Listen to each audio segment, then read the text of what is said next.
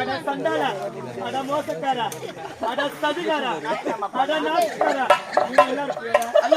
நீ நல்லா இருப்பியாடா? நான் என்ன பண்ண பாவி? நான் என்ன பண்ண? நானு நீ நல்லாவே இருக்க மாட்டேடா. நீ நாசமா போயிடுடா பாவி. காலையில போகும்போது ராஜி அடிபட்டு தான்டா சாவ போற. லாலியா லாலியா அதே வேலைத்தான் 14 பேரை வரணும். பார்த்து பேசு. வந்திருக்கிறேன்.